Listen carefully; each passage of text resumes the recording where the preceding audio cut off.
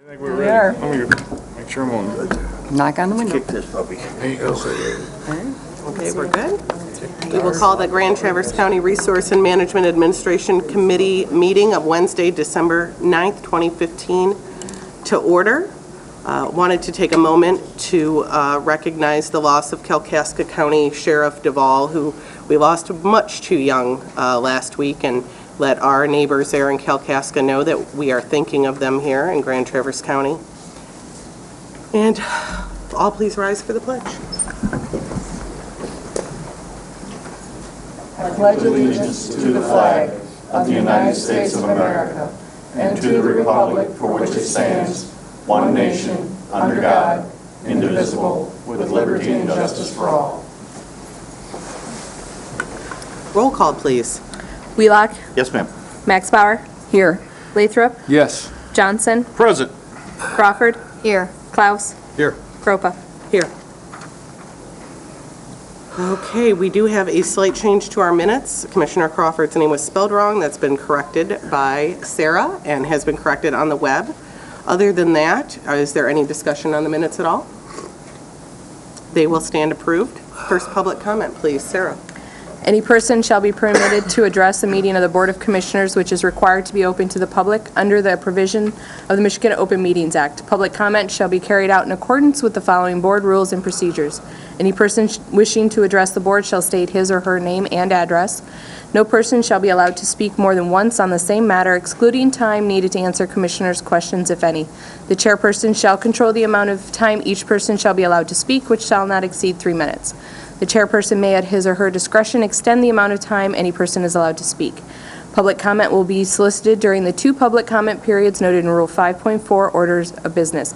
However, public comment will generally be received at any time during the meeting regarding a specific topic currently under discussion by the board.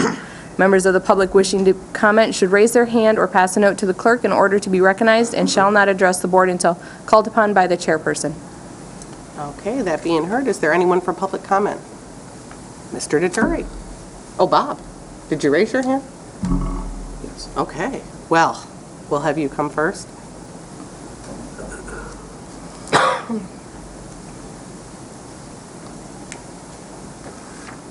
Good evening, Frank Deturi, 2800 River Bend, Traverse City, Michigan. I'm speaking on behalf of the Bourbon River Dams Settlement Implementation Team. Dear Commissioners, on behalf of the members of the Bourbon River Dams Implementation Team, I commend you on your recent decision to submit to the U.S. Army Corps of Engineers a letter of intent to complete the Bourbon River Dams and Restoration Project, including the removal of Bourbon and Sabin dams. We certainly understand that this was not an easy decision, especially given the county's current budget challenges. However, the IT stands ready to assist and advise you as we continue to move forward through the project stages. With the help of the implementation team, the many project funders, volunteers, and supporters, we are confident that this project will be completed successfully and with a significant reduced financial burden on the county. Your recommitment to this historic effort is of enormous value to the river and our community, and to those who treasure it, enjoy it, and benefit from it. Thank you for your hard work and dedication in creating what is certain to be a lasting, positive legacy to your governance and stewardship of the Bourbon River. Thanks so much. Thanks, Frank. Thank you, Frank.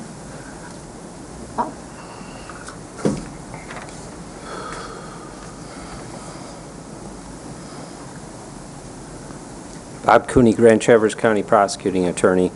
I want to express my concerns tonight about the proposed cuts to my 2016 budget request. Since these decisions are apparently going to be made a week from now, I have no choice but to speak up now. First, I'm disappointed that I've received no formal communication informing me of the proposed budget cuts, or even an invitation to discuss my budget.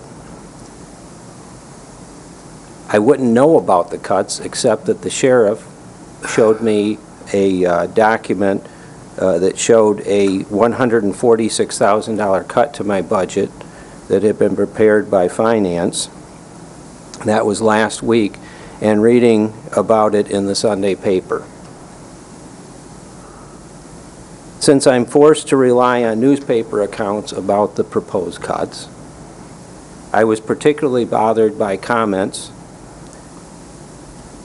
attributed to the administrator that 50% of general fund dollars go to non-personnel related items. So, therefore, personnel cuts are not necessarily required to make the requested cuts. 86.47% of my budget is personnel costs. The other 13.5%, that's pencils, pens, papers, toner cartridges. Personnel's pretty much what I have to cut, and you should understand that. I have 15 staff, 6 attorneys, 8 support personnel, 3 of which are grant funded. This is the same number of staff our office had in 1996. That's 20 years ago. The population of the county was 3/4 of what it was, or what it is today. $146,000 translates to the cost of 3 legal secretaries. That's 20% of my staff. It's 25% of my non-grant funded staff. The budget I presented to administration was a no-frills budget based on careful consideration and 22 years of experience as a prosecuting attorney. No explanation's been offered to me as to why my budget should be cut 8.5%. The proposed cuts may very well take my office below a serviceable level of funding necessary to carry out my constitutional and statutory duties as prosecuting attorney for the people of Grand Traverse County. May I have another minute or two? There's a cause and effect to all of these budget cuts. You cut a collections clerk in the district court, a luxury position, because the rest of the clerks over there are processing criminal cases and civil cases, but the collections clerk can go. You lose $250,000 in revenue that she generates. You take $500,000 out of your corrections staff, which we all know has been understaffed for years, and we're always paying overtime and we're always complaining about it. Are we really saving money, or are we cutting our nose off to spite our face? Cut road patrol deputies. The first to go are going to be the narcotics officers. I know it because they're special investigations. When a citizen calls, they expect an officer to be there within a certain amount of time. It's the triage functions you keep. Unfortunately, narcotics investigations help to nip crime in the bud. A lot of the crimes that we see are generated because of the narcotics problem, and it's really not a wise, but I guess it's a wise investment to put your resources towards those types of special investigations. My office in particular is at the center of the criminal justice system between law enforcement and the 3 courts. When my office isn't functioning well, they feel the effects. Officers show up on overtime because they didn't get the phone call to tell them that the hearing was canceled. Juries show up and we don't have a critical witness because they weren't subpoenaed for the hearing. Maybe the trial gets moved and we do it all again, or maybe the judge dismisses the charges.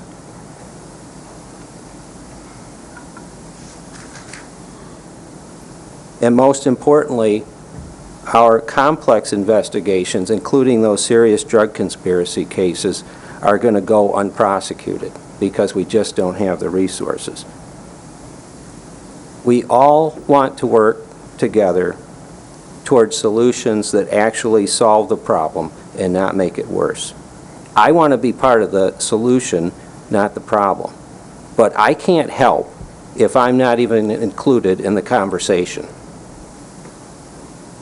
This seems to be my only forum for speaking about the effects of these cuts on my office.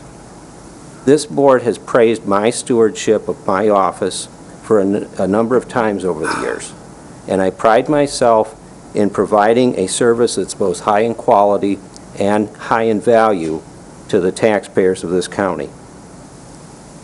As you are aware, last year I asked for improved technology with an eye toward cutting personnel once that technology has been implemented. But long-term solutions take careful thought and consideration.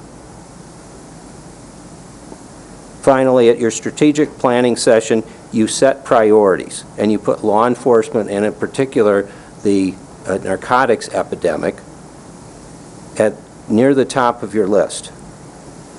And yet the proposed cuts seem to be exactly contrary to that sort of strategic planning.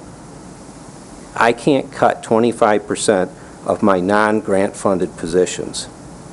I welcome the opportunity to discuss my budget at any time with administration or any of you board members, and I trust that you'll do the right thing. Thank you. Thank you, Bob. Is there anyone else? Tom?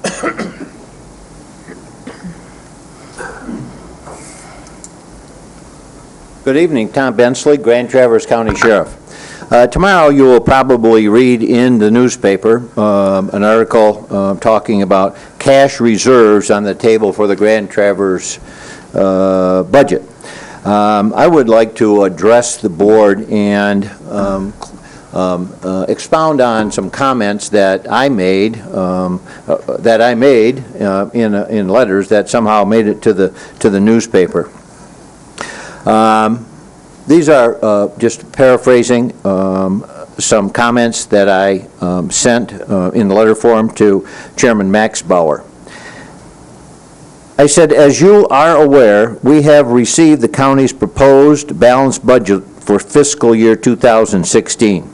Again this year, as in the past, there have been no substantial discussions with our office by anyone to formulate a budget for the sheriff's office. We fully understand the lack of leadership from not having a county administrator. However, that is out of our control. We understand the county board's desire to address the unfunded liabilities and appreciate that concern for a strong county financial foundation. Nonetheless, the sheriff's office is charged with serving the public and protecting the public, and a $1.3 million reduction in our requested budget will require unreasonable reductions in operating costs and, more importantly, personnel.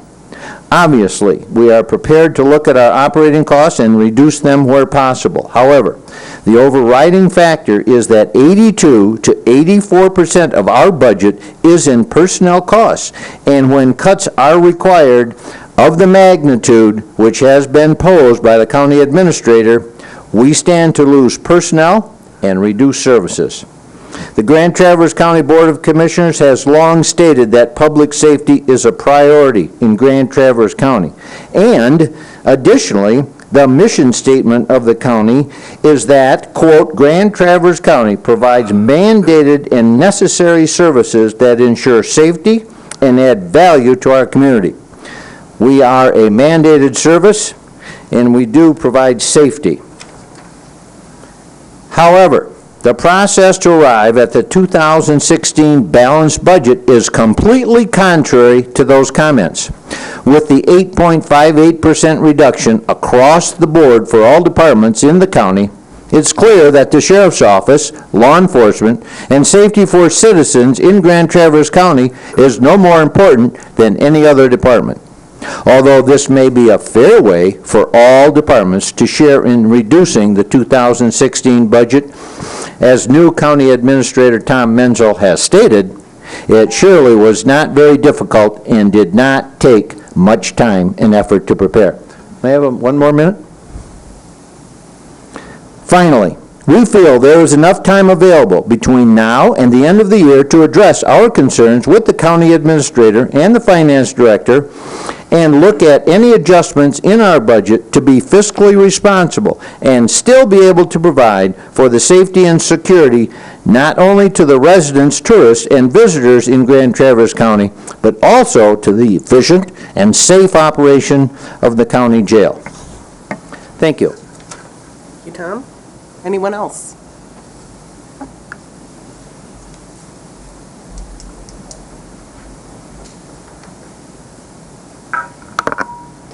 Good evening, Commissioners. My name is TJ Andrews. I'm here on behalf of the Watershed Center, Grand Traverse Bay. I live at, for the record, 619 Webster Street.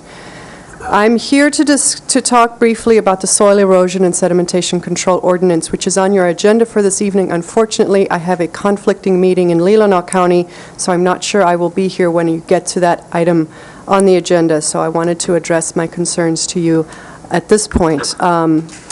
As you know, I sent a letter earlier, I'm going to paraphrase it, but the purpose of the Soil Erosion Ordinance in Michigan is to regulate earth changes, to prevent off-site erosion, and to protect water quality. We all know that the Bay is the most significant single factor contributing to our region's economic growth and prosperity. But with that growth, it brings development, and that threatens water quality. Grand Traverse County has historically boasted one of the best, an exemplary soil erosion ordinance. It was created after a lot of work by a large committee of people. It's been on the books for 30 years. It prioritized the protection of water quality during development. For the last several months, a committee of commissioners, the Watershed Center, some of my other fellow subcommittee members have been working to rewrite that ordinance. The current ordinance regulates stormwater and erosion, so the impetus for this rewrite was to conform the ordinance to the county's decision to no longer regulate stormwater. After a lot of compromises, many valuable erosion protection provisions in the current ordinance are retained in the new ordinance, and I commend my fellow subcommittee members for making those challenging compromises, perhaps tedious. There is one element of the new ordinance that I want to address, and that's a significant backslide for water quality. It relates to development on slopes. Some of you may have seen a petition that's been circulated. I have a copy of it for you, and you may have received a copy by email today. Earth changes on slopes create a very high risk for erosion. Vegetation on slopes holds soil in place. When it's removed during development, runoff travels down the slopes and it carries exposed soil with it. The steeper the slope, the greater the risk for erosion and the greater the threat to water quality. Just like our neighbors in Leelanau and Benzie County, the current ordinance requires that developers obtain a soil erosion permit if they're developing on a slope with more than 10% slope. For your reference, Lafreniere Hill at South Airport is 8.5%. This permit ensures that there's good planning for water quality. The new ordinance would not require a permit up to 20% slope. That doubles the standard. This standard creates a significant threat of development, of erosion during development. The planning and permitting process is not so burdensome to justify this change. For example, in 2013, only 11% of the soil erosion permits went for slopes. In 2014, that number was 14%. One more minute, please. Just 1 minute, please. Thank you. We want to discuss the ordinance. I appreciate that. For this reason, the Watershed Center, together with over 200 of our supporters and others in the community, request that you leave the ordinance the way it is now. It's a small change. I hope you will do the right thing and make that small change and otherwise move this ordinance forward. It's been a lot of work, and this is an important priority for the community. Thank you. Thank you. Anyone else? I'm going to go ahead and close public comment. Are there any changes or additions to the agenda? Okay, I will stand approved as presented. Consent calendar, Sarah. The purpose of the consent calendar is to expedite business by grouping non-controversial items together to be dealt with by one commission motion without discussion. Any member of the commission, staff, or the public may ask that any item on the consent calendar be removed and placed elsewhere on the agenda for full discussion. Such requests will be automatically respected. If any item is not removed from the consent calendar, the action noted, receive and file, or approval, is approved by a single committee action adopting the consent calendar. All information identified on the consent calendar can be viewed in its entirety at www.grandtraverse.org. A. Receive and file. 1. Conservation District Monthly Report. 2, Resource Recovery Managers Report. 3, Road Commission Monthly Report. 4, County Staff Report. Are there any commissioners that would like to remove an item from the consent calendar? Any audience or staff? I need a motion. I would move that we accept the consent calendar as listed. Support? Moved by Crawford, support by Johnson. Any discussion? All those in favor? Aye. Opposed? Okay, we have no special orders of business, and we have no items removed from the consent calendar. On to department action items, Central Dispatch 911 radio maintenance contract. Jason? Jason Torrey, Central Dispatch. Submitted a request to enter into agreement with Motorola to provide maintenance on our existing VHF equipment, radio infrastructure, et cetera, as we move through the migration to the 800 radios and the infrastructure project that we have going now.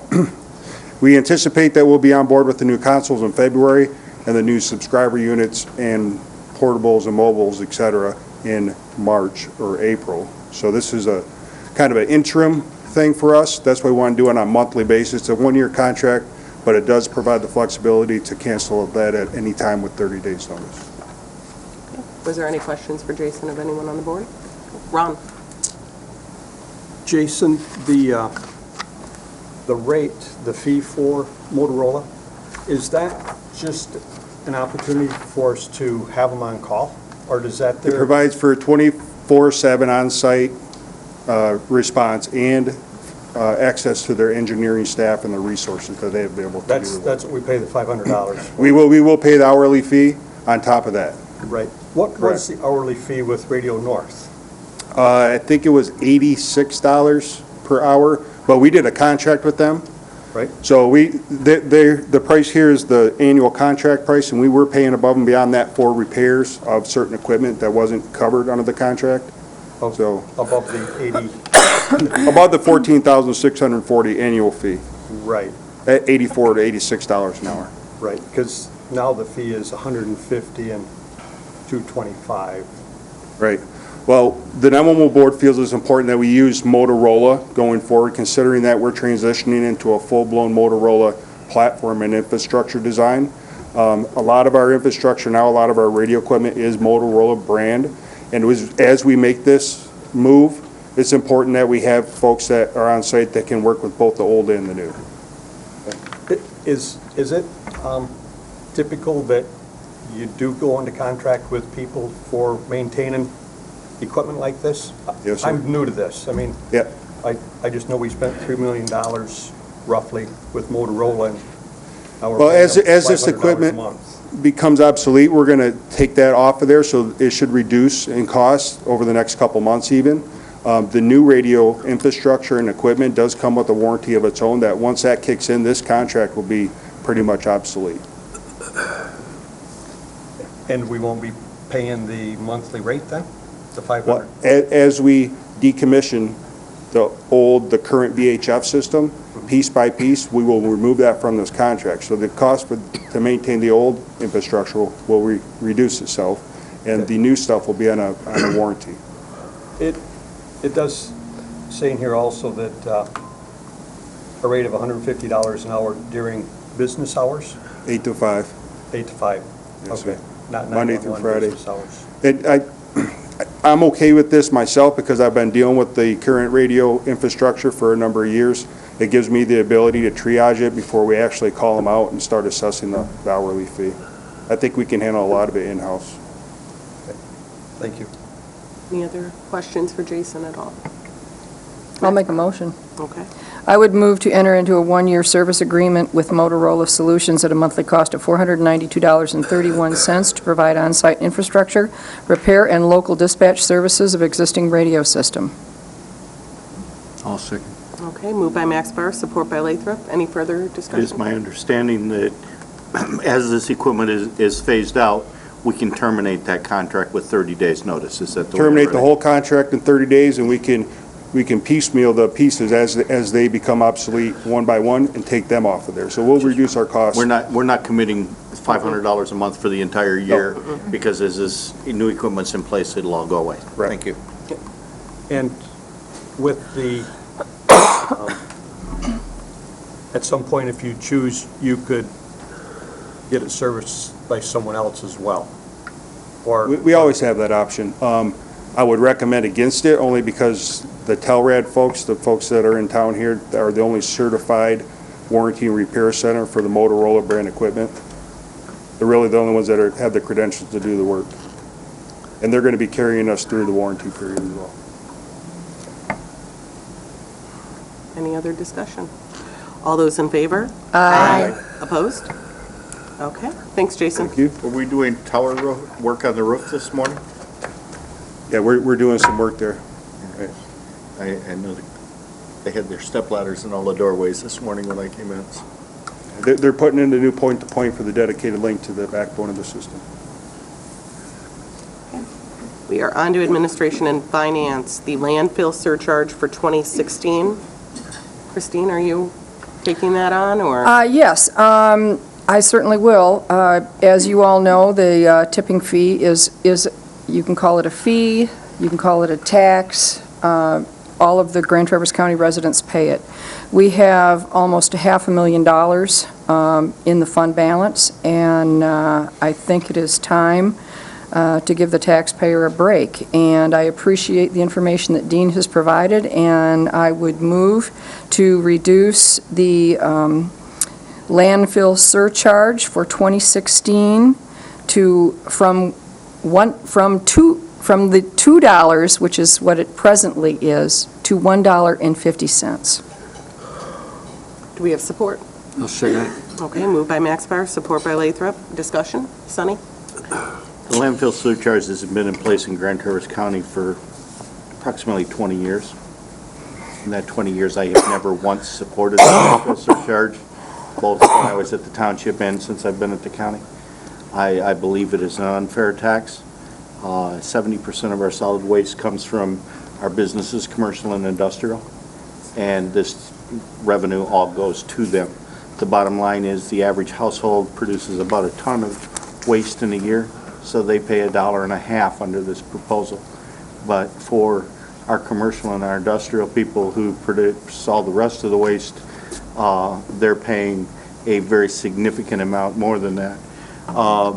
The other thing is, there's a reason we have this fund balance. The fact is that our resource recovery department does not conduct enough business to spend the amount of revenue that they're coming in. That's why they have continued to grow the fund balance. I will not be supporting this surcharge until it becomes zero. We will get you a sweatshirt that says that. We'll get you a sweatshirt In 20 that says years, that. he's never changed. In the winter, He it will want- say, ask me No, about the if I- 2% grants. If I had and in made the summer, motion to we'll go to talk about the zero, he tipping would have fee. just jumped right in there. Is there anyone else that would like to have discussion? Dean on wants this? to, Dean, yeah. yes. Just a quick comment. Susie, who's here, did the analysis. I consulted with her, but I can't take credit for the work that's here. I just reviewed it, and Susie and I are both in agreement with what you have, so I had to give Susie credit for doing the analysis that you have in your packet. I do have a comment, though. Yes. It's really nice to be able to give our taxpayers a reduction in taxes. I'd like to see that happen. 50 cents a year? At least it's not Well, going for up. my business, it'll be more. I would assume for But your business. For the average resident, see, this reduction is 50 cents a year. Does it really matter for 50 cents a year? Sonny wants it to be. Sonny wants it to be zero. Absolutely.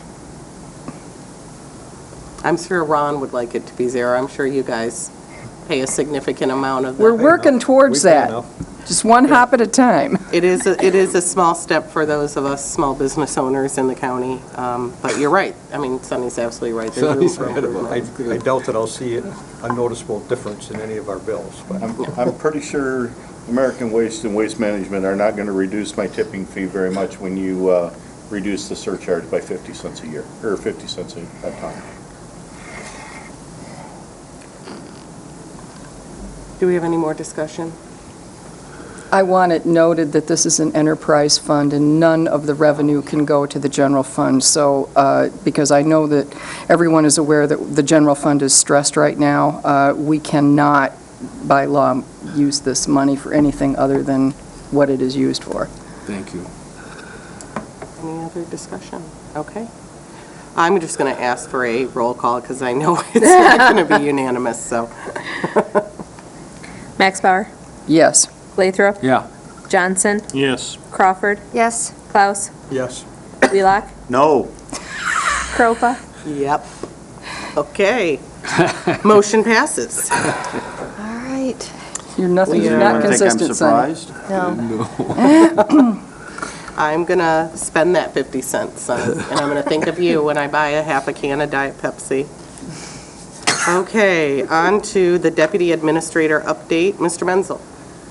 Yes, excuse my voice, I have a cold. I made an offer to a candidate, and they rejected that last Friday morning.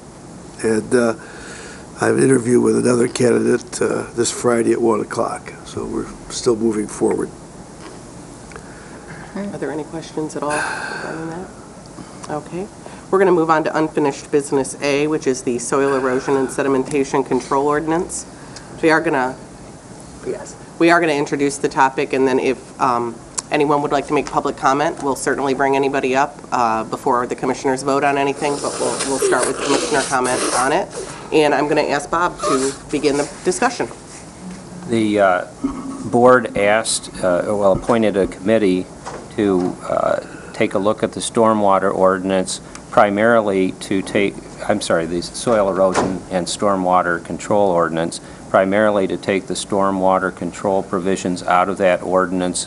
As we found out a few years back, the Attorney General says we can't regulate stormwater. And so the committee really started almost with a blank slate. We looked at some ordinances from other counties. We started with a Jackson County policy, and really I think the whole thing changed by the time we got done with it. But this policy is more in line with state law. It provides for civil penalties up to $25,000 a day for violations. There are some standards in the proposed ordinance that are more rigorous than the state law, and I think that's the primary focus that people are concerned about. How does our law vary from the state law? In addition to the requirements of the state law, permits are required for earth changes involving slopes of 20% or greater. Regulated wetlands are treated the same as lakes and streams. Earth changes within 500 feet of an inlet to an open county drain are regulated. They need a permit. Earth changes involving land classified in hydrologic group D require a permit. Those were the main substantive differences. Procedurally, this is our first public hearing on the matter. We're only required to have one public hearing. If approved or approved with changes, the ordinance would have to go to the Michigan Department of Environmental Quality for their approval. You should know that during the development of this ordinance, the draft copies were sent to MDEQ twice for review and comment, so they've been as much involved in the development of the ordinance as has the committee. It's also been reviewed a couple times by our soil erosion department.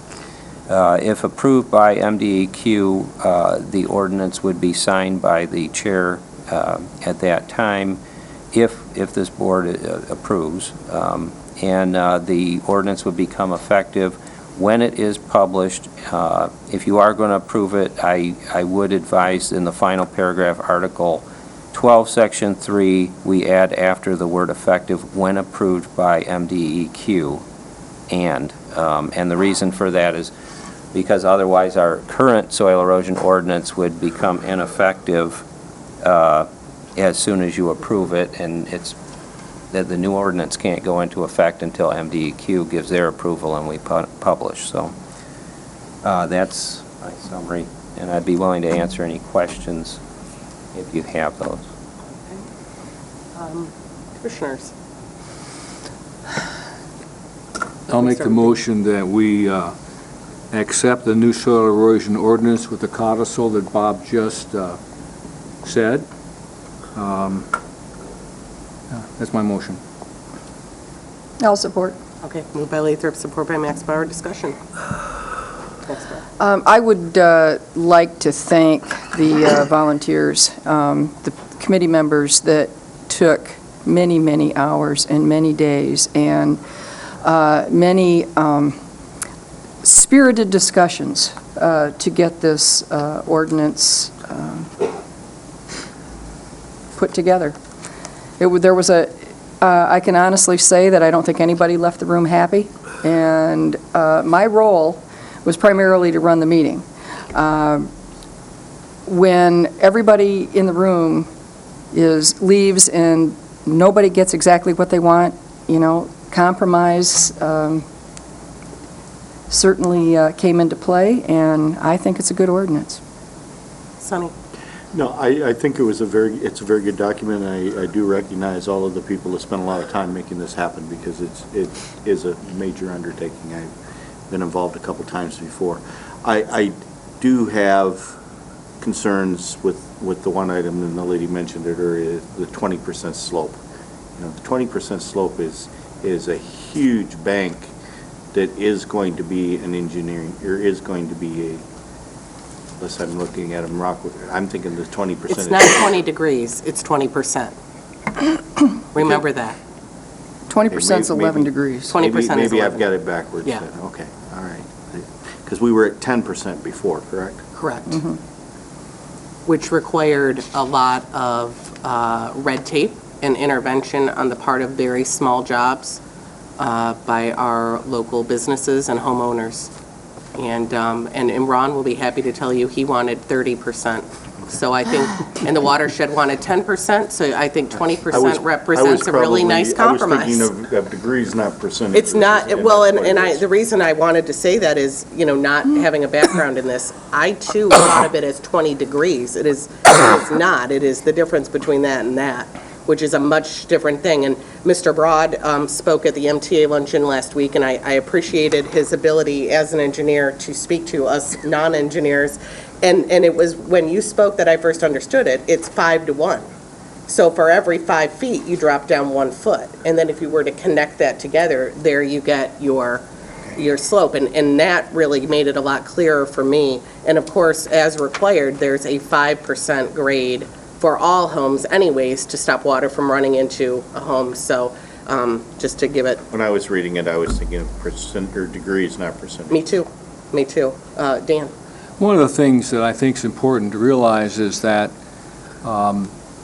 when you think about the slope and how it might pollute the bay or pollute a river or pollute a wetland, I don't think that's a valid thing to talk about, because our ordinance does say any land disturbance within 500 feet of the Waters of the state. which include the bay, the rivers, the ponds, the wetlands. So slope or not, we're protecting our water quality. I don't think to equate the two is really accurate. For instance, if you have a 20% slope on a farmer's land and he makes an earth change and it's 20 miles away from any body of water, I just don't think it's going to affect the bay. So I know that everyone has a different, if an accident happened on the road out there on A Street, all of us saw it, we'd all have a different opinion of what happened. No, we wouldn't. We would all agree why there was an accident. Yeah. Aiming of the corner. Yeah, All right. but my point is, my feeling about that meeting was that we did, we had spirited discussions, but we did work collegially, and many times, I am kind of a contractor. I've built 15 homes, 15 buildings in my life. So I'm not like you guys, but I can swing a hammer. I've gone through a lot of permits. On the other hand, I came here because I love the bay. It's drinkable.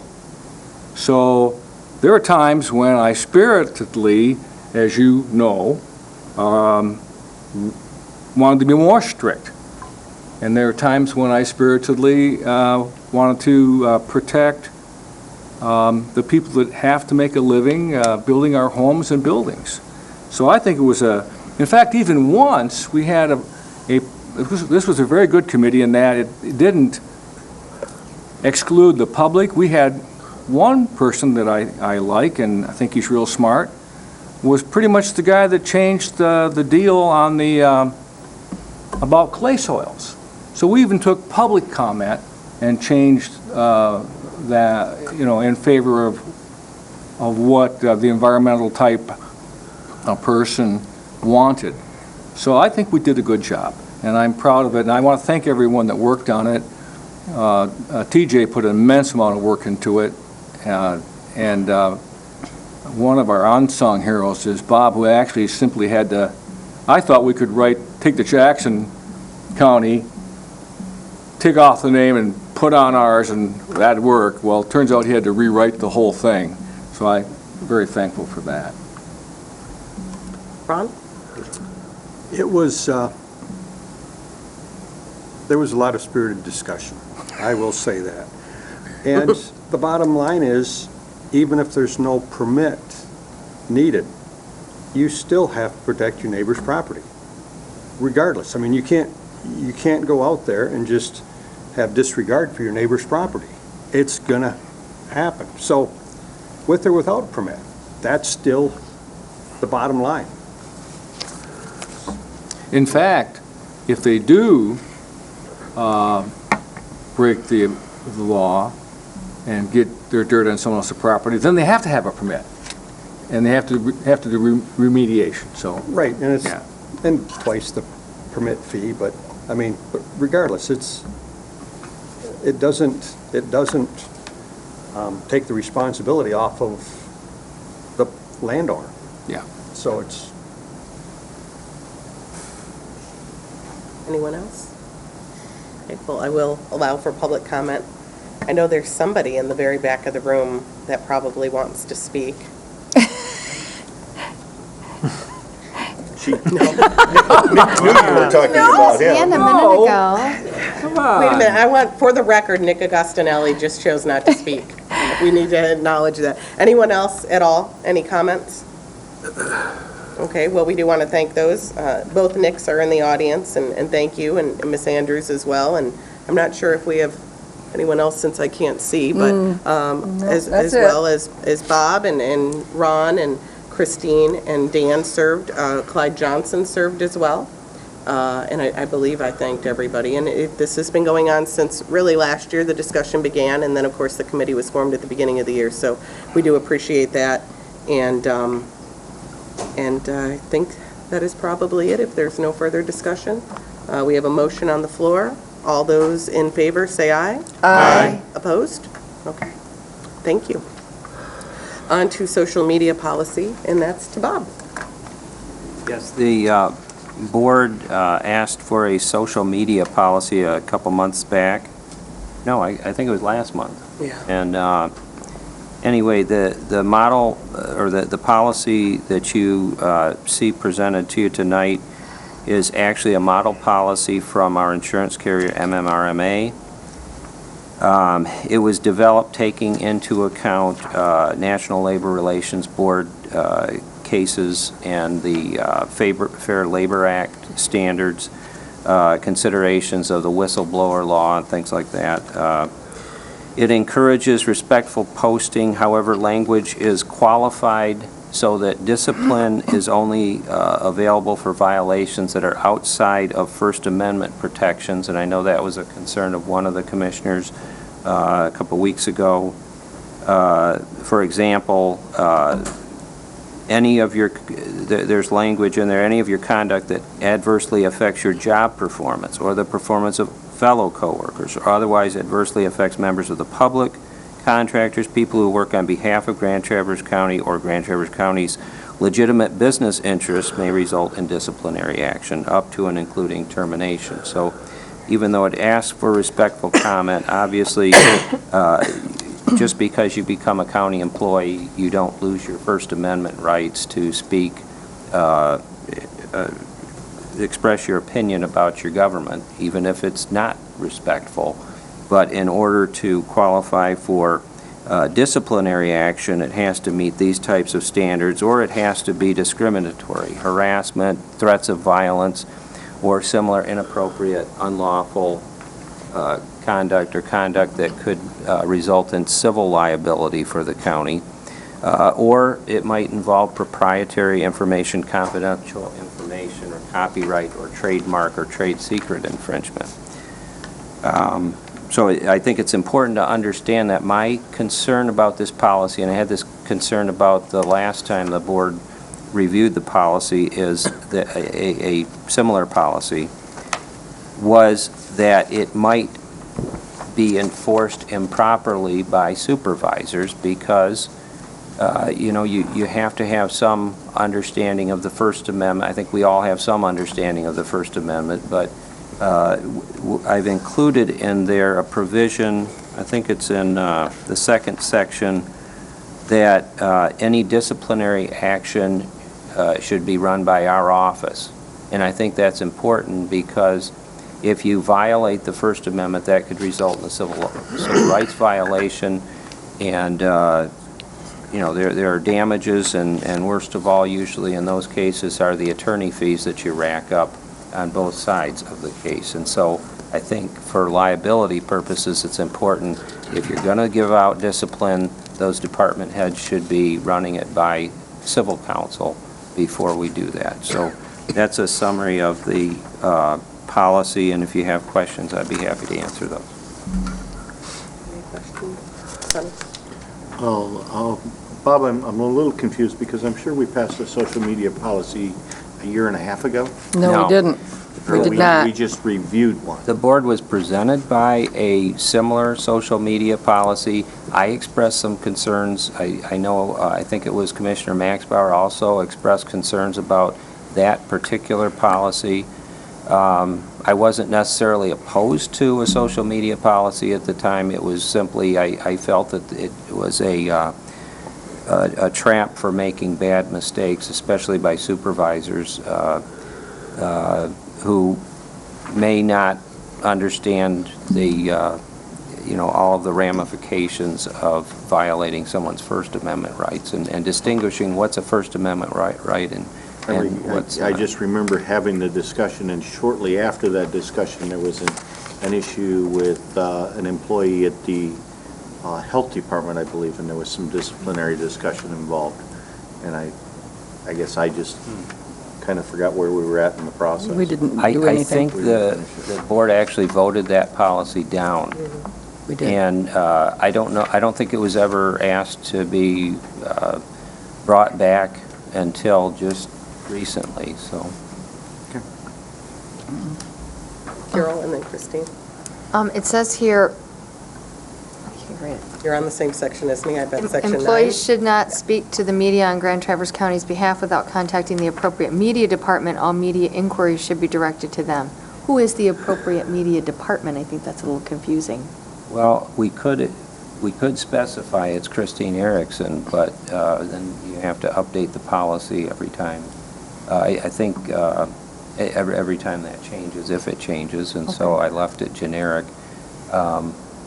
If you don't know, then you should find out who the appropriate media contact is. I mean, I know, I just don't know if some... Well, I know you know, but Right, right. if an employee doesn't know... Not necessarily every employee would know, well, who am I supposed to talk to if some media contacts me and I'm really not supposed to say anything until I check with them. And employees are, again, able to express their own opinions. Right. But they should make it clear, according to the policy, that they're expressing their own opinion, not that of Grand Traverse County. Right. Okay, thank So you. does that mean that employees, if a particular newspaper happens to call, they should say, I need to check with my media contact and not speak to the reporter? They could speak to the reporter as long as they say, well, I'm speaking on my own. Okay, that's all they have to say. They can speak as a I'm not constituent and not as an speaking on employee. behalf of Grand Traverse County. Okay. Right, okay. Well, they can speak as an employee, but As they're an not employee, right. representing Grand Traverse Correct, County. correct. Christine? I was just going to say, Bob, do you have any problem with me or with adding regarding the, media contact? Do you have any problem of adding as designated by the county administrator? And that would allow, the county administrator takes his or her direction from the county board. That would allow the administrator to change the media contact as he or she sees fit. Do you have any problem with adding that? Nope. Also, Okay. the health department has their own media person, the sheriff's department And does. that can be the road designated commission by does. the county administrator, Right, and so with that, I would move to approve the social media policy as presented with that slight amendment. Any support? Support. Okay, moved by Max Bauer, support by Crawford. I would like to see maybe just a memo about this from administration that translate it to real English, so that it's very clear. The worst thing would be for somebody to violate something that they didn't even know they violated, and have to have that conversation. So in an effort to have good communication, maybe through Human Resources or administration or somebody, just a very simple memo saying this is what this means, this is your rights, and I think it makes sense for me to prepare something, and then I'll send the draft over to administration or Human Resources. That would be whoever wants to helpful. send it. Thank you, Bob. Okay. are there any other discussions, Bob? Has this been a big problem?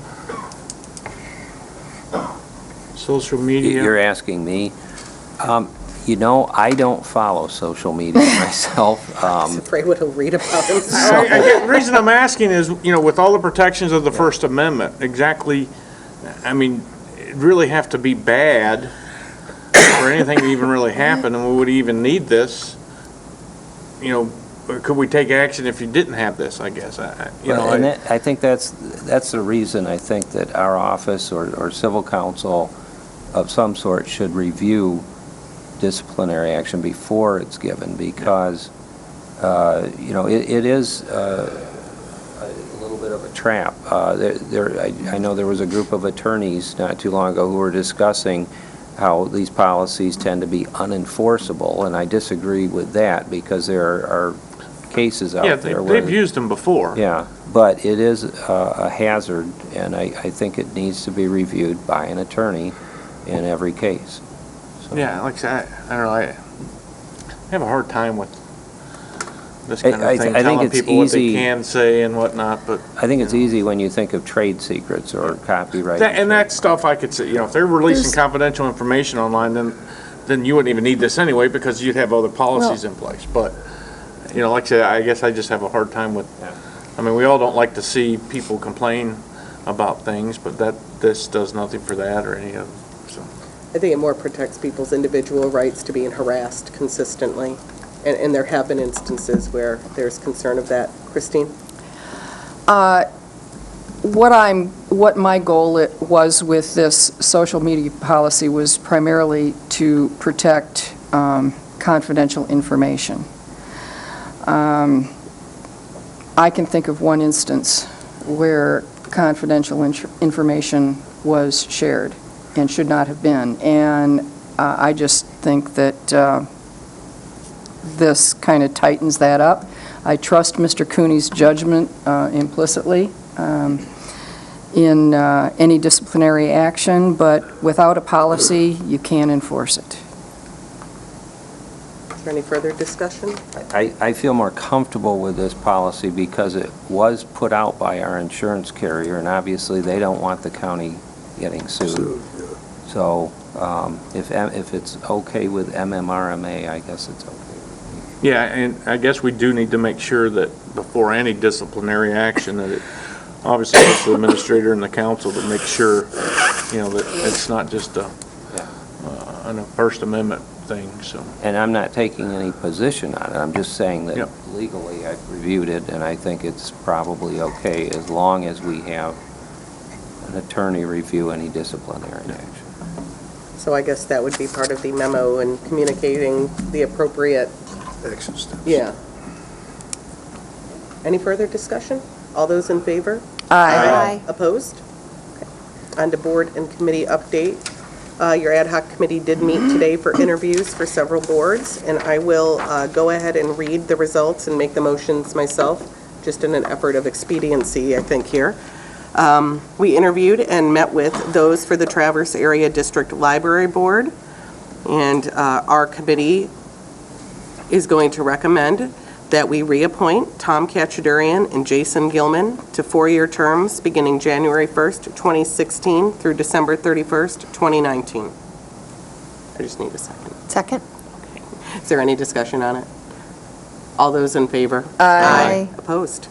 Oh, and just for the record, none of these are immediate approval. These are all terms that don't begin till January 1st. As far as the building authority goes, we do have an incumbent, Sally Erickson, and she was interviewed today. We have another applicant for that board, Mr. Gary Castile, and he was out of town, and he will be interviewing next week, and we will be looking at making that appointment, hopefully prior to the end of the year, the expiration of the term. On to the Planning Commission, we met and interviewed the applicants, and I would like to make a motion to recommend appointment of Mr. Jeff Cockfield and Mr. Robert Fudge to 3-year terms, January 1st, 2016 through December 31st, 2018. Support. Any discussion? All those in favor? Aye. Opposed? On to the Building Code of Appeals. We had one incumbent, and then Mr. Angelo Boza. And then we also had a board member that has not been there for several meetings. There was many attempts to contact him, and they received no response. So they did decide to go ahead and open up that seat. The way that the Building Code of Appeals Board works is there are different trades that are represented, and we needed a plumber. And fortunately, we did have a plumber that applied. So because there was only 2 people for 2 positions, we didn't have any interviews. And I will go ahead and make a motion to recommend Mr. Angelo Boza and Mr. Jack Akobach to fill 4-year terms on the Building Code of Appeals, January 1st, 2016 through December 31st, 2019. I'll second. Okay, any discussion? All those in favor? Aye. Opposed? The last one would be Parks and Recreation. We do have it open for receiving applications now, and we will be receiving applications till December 31st, and then in January, we will be meeting to interview people and go ahead and appoint to 2 open positions that are coming up to term here at the end. The way that the Parks bylaws works is that we don't need to have the reappointments or the new appointments prior to their term expiring. They will actually serve until reappointment is made. So therefore, we have no gaps in that. And that gave the Parks Board a little bit of time to catch up between the YMCA transition and also now absorbing the senior center. We're going to be hoping to have some representation from the senior community on our board to help with that. And was there any questions at all with? Okay. That finishes unfinished business. We have no new business. On to second public comment. Was there anyone in the audience that would like to speak? Okay. On to Commissioner Committee reports. We can just start with Ron and go around if there's any. Met with Long Lake Township last night, had a number of discussions about a number of issues, including our 2016 budget. I am probably as frustrated as a lot of other people in the room. I understand that the sheriff has seen a draft of what his budget is. Bob's seen a draft of what his budget is. I haven't seen a draft of anybody's budget, so it just kind of makes it difficult for me to think that I'm prepared to make a decision next week on a draft budget that I haven't seen yet. But that's another whole discussion. The other thing, not necessarily having to do with any other meeting, but I believe our contract with Raymond for our annual audit expired at the end of 2014. And, with all of the changes and all the different things, we have not had opportunity to take bids for an annual audit at the end of this year. So I would ask that on Ways and Means discussion next week, we talk about going out for bids for that audit. We normally bid for a 3-year contract. That contract that is in place expired last December.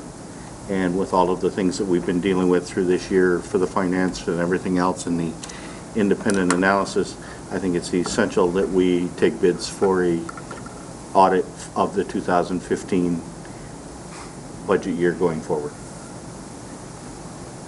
I was at Union Township last night, and they voted to approve the resolution to rename the VA clinic. Wasn't a long meeting. I wanted to let everybody know that I spoke with Lori Wells Friday afternoon, and she was extremely excited to be more closely aligned with recreation for the Senior Center Network. As I have said at public meetings, the Senior Center Network really is a recreational social network, and they provide seniors with line dancing classes, Tai Chi on the beach, and she was very, very excited Friday afternoon and sent me an email saying, I love this plan. I went out to the Rock yesterday afternoon with Christine Erickson, and the Rock is presently wanting to talk about revenue for the Senior Center Network's use of their facility. And they asked that we make a decision by December 15th, and I explained to them the glacial speed of government and told them that the Parks Board is going to be taking over. And I said, we also do not enter into contracts without those contracts being reviewed by our civil counsel.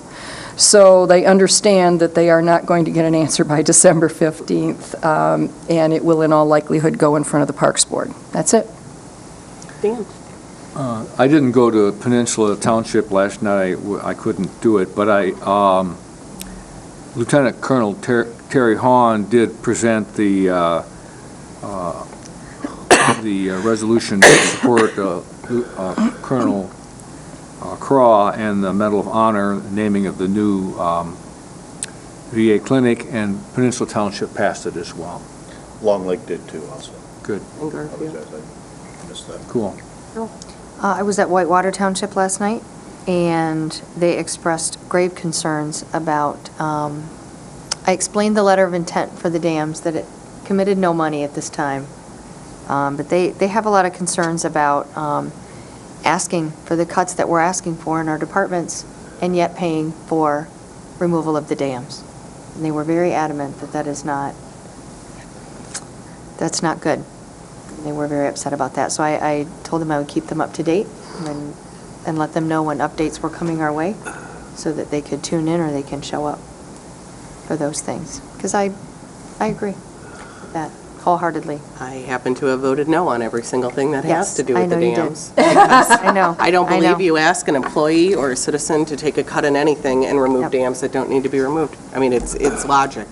MTA luncheon last week was very nice. Ron and Christine were able to make it. We had a roundtable discussion with our soil erosion committee and all of the different township planners and supervisors, and I think it really helped a lot with making this evening's meeting go so smooth, because Mr. Augustinelli and Mr. Broad especially were able to one-on-one just answer questions for people and why the committee was done that way. And I think that was a really good idea, and utilizing our relationship with the townships when we're able to have all of them in one room is really a great opportunity for the county and to think forward into the future. We had our business development team meeting for parks today, and we move forward with another year on the Civic Center, and there's a lot of really neat opportunities that are coming up, none from the general fund. Everybody is excited about merging with the senior center.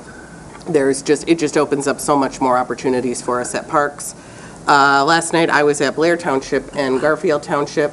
Tonight the Garfield Township Planning Commission is hearing the pleas on the weekly rentals. And it is going to be a very interesting dynamic, because whatever they decide will affect all of the other townships around them that have lakes and lakeside rentals as well. As we all know, right now, the current zoning doesn't allow for weekly rentals, but it's been overlooked and not not pursued. When Garfield began to pursue this was after 2009, when so many homes went into foreclosure. You saw a lot of people purchasing retirement homes, but then are going to rent them for 20 or 30 years. So it'll be interesting to see what happens tonight. They did a survey of everybody around the lake using the tax rolls, and it was real close to about 50-50. And it was kind of interesting to hear the different points of view. And I just wanted to keep you guys updated in that, because I think it's going to affect a lot of other townships as well, depending on what they do tonight. And I think that was it from there. On the tune of townships, I'm excited next week to watch our Peninsula Township Supervisor dance in the finales of Dancing with the Stars. We are looking forward to seeing Pete Correa. Otherwise known as Twinkle Toes Pete. Yes, so, and it's for a great cause. He is dancing for the Peter Doherty Foundation, which is restoring the Peter Doherty House and doing some things out on Peninsula Township. So I think that's a really neat cause. So if anybody else is able to make it, it's a great night. Chair, Yes. I saw him perform last time. Did you? And I said to myself, it took a lot of courage. He did a nice job, but I said it took a lot of courage and a nice job. I had a comment for Commissioner Wheelock in terms of the audit. This year, we will not use Reamer because they're going to be helping us fill in until we get a finance person. And so they obviously could not do the audit, being at they're helping us, so they'll have to have another independent firm come in for that, for this 1 year to maintain the independence of the audit and full transparency. Is there any other discussion of any kind? Okay, I will go ahead and adjourn the meeting. Thank you. Good.